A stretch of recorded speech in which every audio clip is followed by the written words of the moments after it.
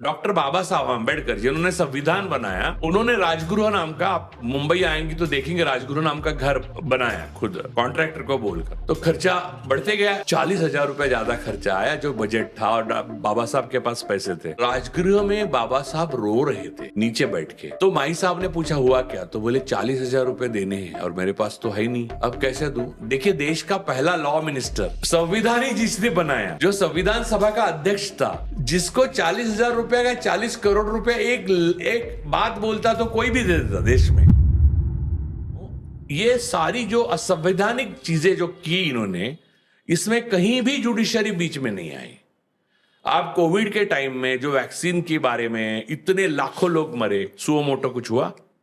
क्योंकि देखिए, they are there to protect Brahminism, they are there to protect their relatives and collegium, they are there to protect their own interest. ये एक, अब देखो, पहले ना एक अदृश्य लॉबी हुआ करती थी कांग्रेस के जमाने में भी। देखो, ठाकुरों की एक लॉबी है, ये यूपीएससी यानी एग्जीक्यूटिव में भी हुआ करती थी, पॉलिटिक्स में भी हुआ करती थी, जुडिशरी में भी हुआ करती थी।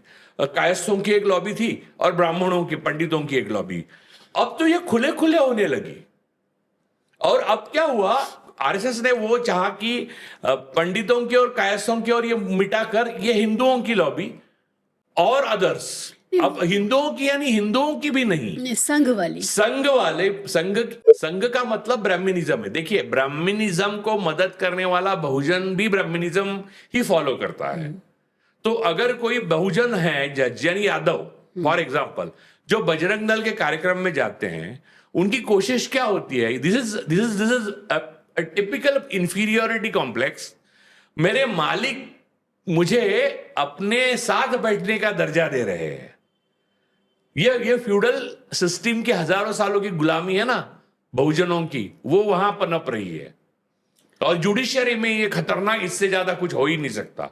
इनके ऊपर कार्रवाई होकर ये जेल में होने चाहिए थे। फिर एक दूसरे जज, उनके गैरेज में कैश जलती हुई मिली। देखिए, मैं आपको एक कहानी बताता हूं। अपनी किताबों के लिए डॉक्टर बाबा साहब आम्बेडकर जिन्होंने संविधान बनाया, उन्होंने राजगृह नाम का, आप मुंबई आएंगे तो देखेंगे राजगृह नाम का घर बनाया खुद कॉन्ट्रैक्टर को बोलकर। तो खर्चा बढ़ते गया। अब कॉन्ट्रैक्टर तो मालूम है आपको, मालूम है, आप पेंटर को बुलाइए तो घर से बाहर निकलते ही नहीं होगा आखिर तक, जब तक उसको लात मार के नहीं निकलो तब तक वो करते कुछ ना कुछ निकाल के नया एक कलर करेंगे, ये खुदाई करेंगे, वो सब करता रहा। वो बढ़ता गया खर्चा। 40,000 रुपए ज्यादा खर्चा आया जो बजट था, और बाबा साहब के पास पैसे थे। आपको मालूम है, माई साहब आम्बेडकर ने बाबा साहब का एक चरित्र लिखा है। उनकी दूसरी पत्नी जो डॉक्टर थी, तो उन्होंने लिखा है कि राजगृह में नीचे, वो चरित्र में नहीं लिखा, उनके सेक्रेटरी थे माई साहब के, उन्होंने अपने चरित्र में ये कहानी लिखी है कि राजगृह में बाबा साहब रो रहे थे नीचे बैठ के। तो माई साहब ने पूछा हुआ क्या, तो बोले 40,000 रुपए देने हैं और मेरे पास तो है ही नहीं, अब कैसे दूं। देखिए, देश का पहला लॉ मिनिस्टर, संविधान ही जिसने बनाया, जो संविधान सभा का अध्यक्ष था, जिसको 40,000 रुपए का 40 करोड़ रुपए एक बात बोलता तो कोई भी दे देता देश में, वो व्यक्ति इतना साफ चरित्र का था और इतना स्ट्रेस लेता था कि किसके ये भी नहीं कि मैं बाबा साहब आम्बेडकर को नहीं 40,000 देता, क्या करने वाला कर ले। ये आज के कोई भी जज यही करेगा। मुझे पूरा यकीन है कि देखिए, अब हमारे चुनाव आयुक्त जो हैं, उनके परिवार के एक सदस्य, मैं ज्यादा वो डिटेल में नहीं, वो नोएडा के डीएम बन गए। पर मुझे नहीं लगता नोएडा में इनसे कोई तेल वेल के पैसे लेता होगा, चावल वावल दाल वाल के डर से। इतना डर, यानी सारे के सारे आईएएस अफसर है, सारे के सारे आईपीएस है, सारे के सारे आईआरएस है, कौन भला लेगा यार जीएसटी कोई भी इंक्वायरी निकाले, यही लोग सोचेंगे ना। और इन लोगों को भी जेब नहीं रखी होगी इन्होंने, स्टाइल स्टेटमेंट, ताकि हम पैसे लगते ही नहीं है, खर्च नहीं करते। तो खैर, बाबा साहब आम्बेडकर की ये कहानी जब मैंने पढ़ी थी तो मुझे इतना मैं बाबा साहब आम्बेडकर का आप समझे कि जिन लोगों ने मेरे जीवन पे बहुत ज्यादा परिणाम किया है, यानी बहुत ज्यादा गहरा प्रभाव है, जिनका पढ़ने से मैं बना, उनमें बाबा साहब, जो 4-5 लोग हैं उनमें से एक बाबा साहब आम्बेडकर है, डॉक्टर बाबा साहब आम्बेडकर।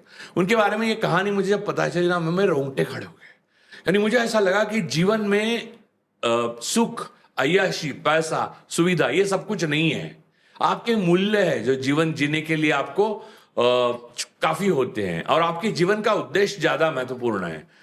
और उसी जीवन में मैंने एक ऐसा जज देखा जिसके गैरेज में कैश जल रही थी और आज तक उसके ऊपर कार्रवाई नहीं हुई, और अलग अलग बहाने बनाकर हर चीफ जस्टिस ऑफ इंडिया और हर जज उसको बचा रहा है। और क्योंकि मोदी जी और शाह जी चाहते हैं उसको बचाना, आरएसएस चाहती है उसको बचाना, बचा रहे।